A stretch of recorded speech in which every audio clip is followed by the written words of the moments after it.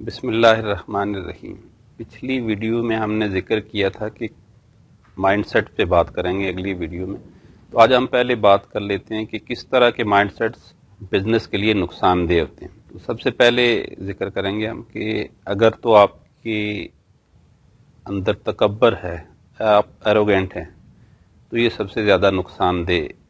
چیز ہے بزنس کے لیے۔ اس کے ساتھ اگر آپ کے اندر آپ سمجھتے ہیں کہ آپ کا ٹیلنٹڈ مائنڈ ہے اور آپ اسی کے گرد گھوم رہے ہیں، تو یہ بھی بزنس کے لیے نقصان دہ ہے اس طرح کا مائنڈ سیٹ۔ اگر آپ کے پاس کوئی ڈگری ہے یا آپ نے کوئی میڈل لیا ہوا ہے اور آپ اسی کے گرد گھومے جا رہے ہیں، تو یہ بھی ایک نقصان دہ ہے بزنس کے لیے اس طرح کا مائنڈ سیٹ۔ پھر اگر آپ کسی سپیریئرٹی یا انفیریئرٹی کمپلیکس میں مبتلا ہیں، کسی فیملی بیک گراؤنڈ کی وجہ سے، ایجوکیشنل بیک گراؤنڈ کی وجہ سے، کسی ٹرائبل بیک گراؤنڈ کی وجہ سے یا کسی بزنس بیک گراؤنڈ کی وجہ سے، تو یہ بھی بزنس کے لیے نقصان دہ ہے۔ اسی طرح اگر آپ اپنی پرسنل ریپوٹیشن کے لیے اور پرسنل گریٹنس کے لیے آپ کچھ بھی کرنے کو تیار ہیں، کوئی بھی کاسٹ پے کرنے کو تیار ہیں، تو یہ بھی اس طرح کا مائنڈ سیٹ اگر آپ بزنس میں لے کے جائیں گے تو یہ بزنس کے لیے نقصان دہ ہے۔ اسی طرح اگر آپ کی انفلیٹڈ ایگو ہے اور آپ اپنی ایگو کو بڑا ہائی رکھتے ہیں اور مطلب کوئی آپ کو ٹچ نہ کرے آپ کی ایگو کو، آپ کسی طرح کا کریٹیسزم برداشت نہیں کرتے، تو یہ بھی بزنس کے لیے بڑا نقصان دہ ہے۔ پھر اگر آپ کے اندر یہ ہے کہ اس بزنس میں ہی جینیس ہوں اور باقی سارے میرے ہیلپرز ہیں اور ان کو میں جو کہتا ہوں صرف وہ کرتے ہیں، کوئی اور انوویٹو چیز نہیں لے کے آتے اور صرف آپ اپنے ہی جینیس ہونے کے گرد گھومے جا رہے ہیں، تو یہ بھی بزنس کے لیے ایک نقصان دہ مائنڈ سیٹ ہے۔ اس طرح اگر آپ کی ذات کے اندر ہے کہ آپ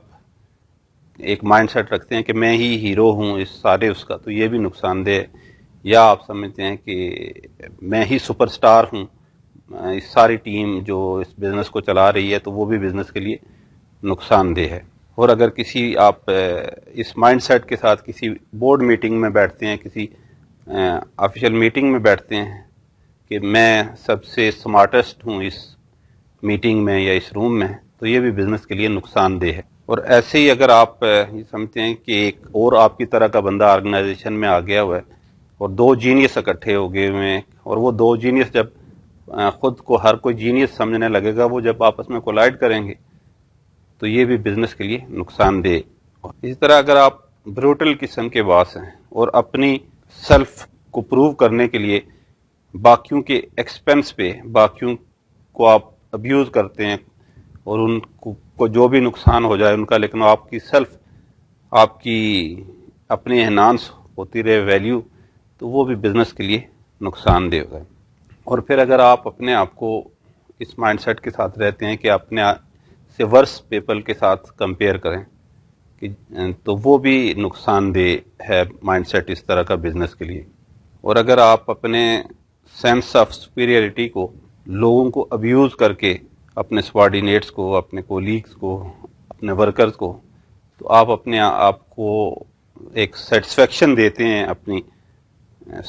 سینس آف سپیریئرٹی کو، تو یہ بھی بزنس کے لیے ایک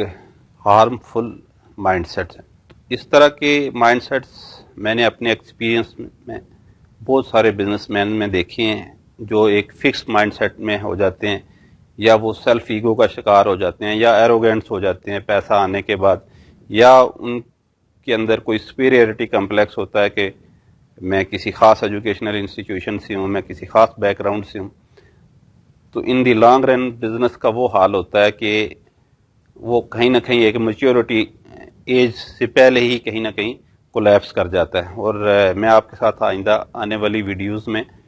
ان کی کچھ ایگزامپل شیئر کروں گا کہ وہ کیسے کیسے ایسے بزنسز زوال کا شکار ہوئے۔ تو آج ہم بات کر رہے تھے کہ جو بزنس کے لیے ہارمفل